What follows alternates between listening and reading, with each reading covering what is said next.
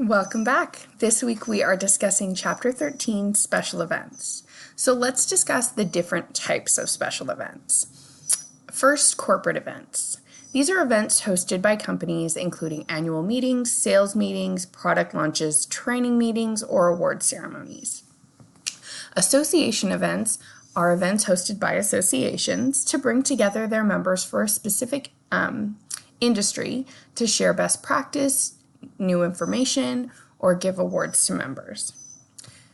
Charity events are events hosted by a charity with the sole purpose of raising money.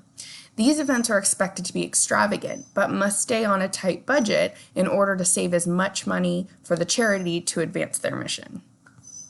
Social events are events hosted by individuals or SMERFs, social, military, educational, religious, or fraternal organizations. Weddings are the most common type of social event.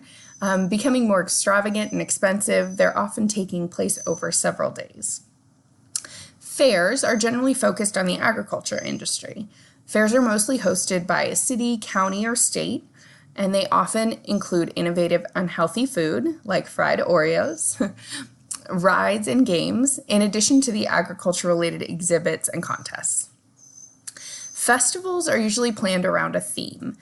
Festivals may feature unique food and entertainment. Some festivals are centered around a specific cultural event, religious holiday, a genre of music, or even a type of food and beverage. Concerts or sporting events are often larger events. They require a larger venue and more security than other events. Many sporting events are also broadcast live, which may require additional consideration by the event planner. So let's discuss some special event trends. So first, I'd like to discuss multi-screen and technology.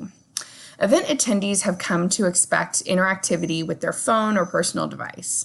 Many events offer interactive apps showing relevant information before, during, and after an event. Some conferences have an app where attendees can connect and schedule meetings without sharing their personal contact information. There's a survey software that allows attendees to respond to questions using a cell phone app, allowing the event organizers to make adjustments in real time based on that feedback. Another trend I'd like to discuss is personalization. So event organizers can tailor events to the needs and desires of the clients and attendees. They can offer flexible seating, activities, and dining options to their guests, allowing a custom experience for each individual. And you knew it was coming. Let's discuss sustainability. As we have discussed in other parts of the hospitality industry, sustainable events can be profitable and well received. Offering ways for attendees to have less of an impact on the planet may be a selling point for an event. Finally, I want to discuss sponsorship. Recruiting sponsors to partner on an event can help for a number of reasons. Sponsors pay to have certain privileges at an event. They may have their logo on the website or signage, gain an opportunity to speak to the audience, or even receive the list of attendees who are their specific target customer.